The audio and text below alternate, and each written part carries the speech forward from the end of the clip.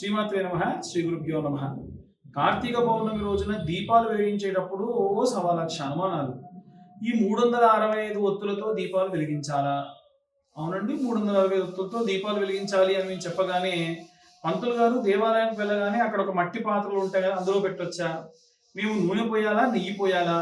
365 ఒత్తులు అన్నారు. మరి మీరు మామూలుగా దీపం వెలిగించాలంటే సాధ్యం త్రివక్తి సంయుక్తం అంటారు. అంటే 3 ఒత్తులు కలిపి వెలిగేటువంటిదే దీపం కదండి.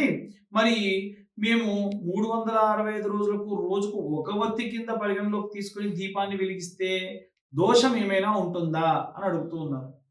వాస్తవంగా 365 ఒత్తుల్ని మూడింటిని తీసుకొని ఒకటేసారి వెలిగించినా తప్పులేదు. కొత్త మట్టి ప్రమిద తీసుకొని దాంట్లో నెయ్యి వేసి వెలిగిస్తే మంచిది. లేకుంటే స్వచ్ఛమైన నువ్వుల నూనెతో కూడా వెలిగించవచ్చు. కర్పూరం పెట్టి వెలిగిస్తే చాలా మంచిది. అయితే ఇంట్లో 8 మందో నలుగురమో ఉన్నామండి, 4 సెట్లు వెలిగించాలా అంటున్నారు. రోజు దీపం వెలిగించేటప్పుడు మనం ఎంతమంది ఉంటే అన్ని దీపాలు వెలిగించం కదా ఇంట్లో. కాబట్టి ఇంటి యజమాని, యజమానురాలు ఇద్దరూ వెలిగిస్తే సరిపోతుంది.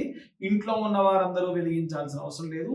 ఇంటికి ఒక దీపమైనా సరే కార్తీక పౌర్ణమి రోజున వెలిగించడం విశేషమైనటువంటి నిత్య దీపారాధన యొక్క ప్రతిఫలం దక్కుతుంది. సర్వే జనా సుఖినో భవంతు. స్వస్తి.